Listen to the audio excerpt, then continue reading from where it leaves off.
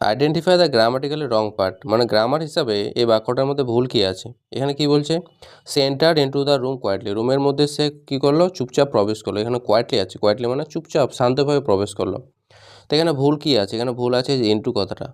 Into কখন ব্যবহার হয়, যখন বাইরে থেকে কেউ ভিতরে গতিতে আসে, জোরে আসে, তখন ইনটু ব্যবহার হয়। কিন্তু এখানে বলছে যে ও রুমের মধ্যে ধীরে ধীরে আসলো, আস্তে আস্তে শান্ত মতো আসলো, তো এখানে ইনটুটা ব্যবহার হবে না। সে এন্টার্ড দ্য রুম কোয়াইটলি, এটা হবে, ইনটুটা কোনো দরকার নেই এখানে, তাই ইনটুটা এখানে ভুল আছে। 2 নম্বরও সেই কোশ্চেনটা আছে, এখানে বলছে he is able to do this work, মানে সে এই কাজটা করতে সক্ষম। এখানে ভুল কী আছে, এখানে কোনো ভুল নেই, এখানে নো এরর আছে, এটা একদম সব ঠিক আছে।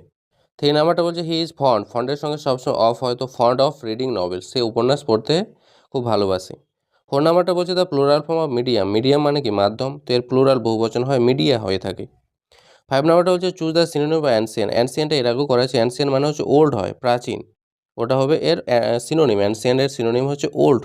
6 নাম্বারটা বলছে choose the antonym of include, include করা মানে কি যুক্ত করা, তোর বিপরীত শব্দ চাইছে, তোর এক্সক্লুড হবে, এক্সক্লুড করা মানে হচ্ছে কাউকে বার করে দেওয়া। 7 নাম্বারটা বলছে ইডিয়ম, বলছে এ blessing in disguise means, A blessing in disguise মানে কি ছদ্মবেশে আশীর্বাদ, কথাটা মানে হচ্ছে এ হিডেন অ্যাডভান্টেজ, মানে একটা লুকোনো সুবিধা, মানে প্রথমে কোনো জিনিসকে দেখে মনে হচ্ছে যে এটা আমার ক্ষতি করলো, কিন্তু পরে আমার ওটা অনেক উপকারে এসেছে, তো ওইটাকে আমরা ইডিয়ম হিসেবে ব্লেসিং ইন ডিসগাইজ বলে থাকি। 8 নাম্বারটা বলছে break the ice, break the ice মানে কি আইসটাকে ভাঙা, বরফ ভাঙা, তার মানে কি সবাই যখন চুপ করে আছে তো ওটা বরফের মতো সবাই শান্ত আছে, তো যখন আইসটাকে ওই বরফটাকে ভাঙবো তখন মানে অ্যাকচুয়াল কথা মানেটা হচ্ছে যে কথা শুরু করা। সবাই চুপ ছিল, কোনো কথা বলছে না বরফের মতো, যখন সবাই কথা বলা শুরু করে দিল তো ওইটাকে ব্রেক দ্য আইস বলে, যেটার অ্যাকচুয়াল মানে হচ্ছে স্টার্ট কনভারসেশন, মানে কথা বলা শুরু করে দেওয়া।